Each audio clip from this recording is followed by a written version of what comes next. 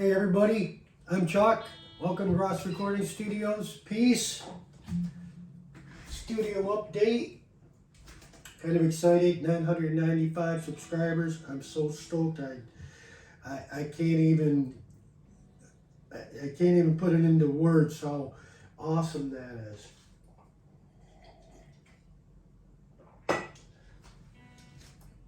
What should I do with 1,000 subscribers besides have a big giant party? So, throw 1,000 cupcakes at me and call it a day.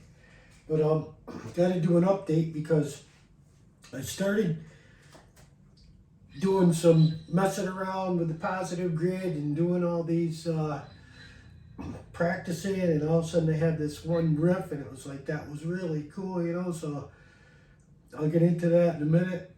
And that took about 4 weeks, but since then it's like, I've been wanting to learn Jim's song.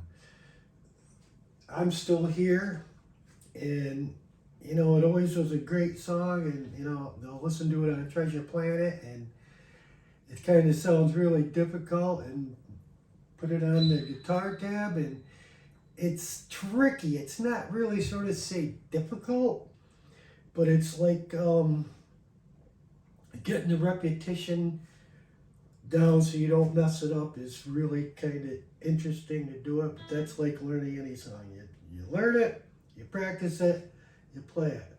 3 steps to learning and playing songs. When you learn the song, you're learning it, you're flumming all over. When you're practicing it, you're really thinking about what you're doing. When you actually start to play the song, you don't have to think about what you're doing, you're just playing it. I haven't got to the playing stage yet. I've done the learning, I'm still on the practicing, and it's really not that difficult where you're picking the A and the B, the D. The E is tuned down. That's your bass line. Then you have your top note. And the only finger you have to use is the 2nd fret on the 3rd string, the A note.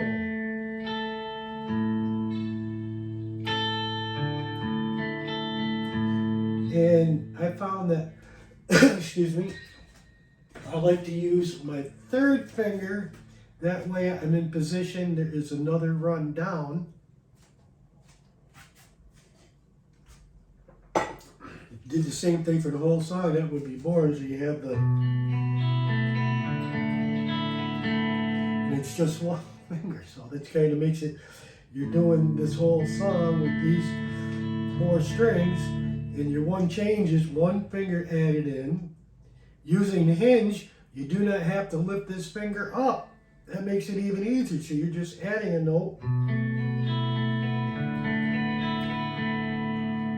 Back to the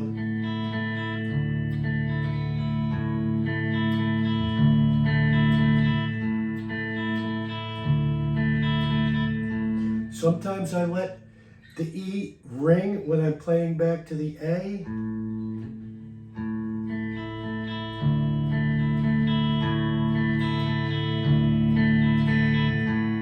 Sometimes I deaden the E when it goes back to the A. It all depends. You don't want the E to be overriding the tone back into the A, and when it starts to, that's when I'll deaden it. The reverb takes over, the feedback takes over, it'll keep that E ringing, and you don't want it to be too loud. See right there, the E was still over the A, you don't want that.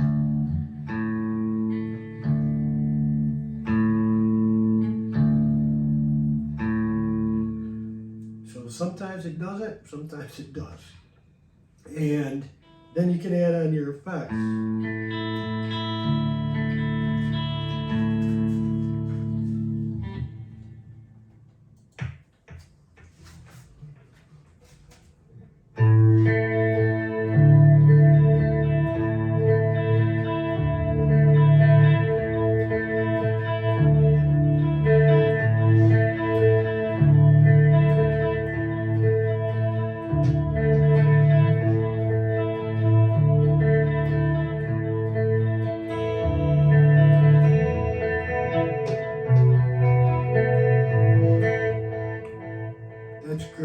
the recording.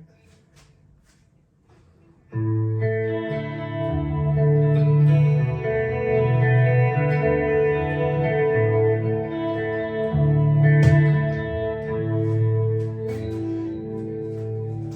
gotta pause for 2 seconds.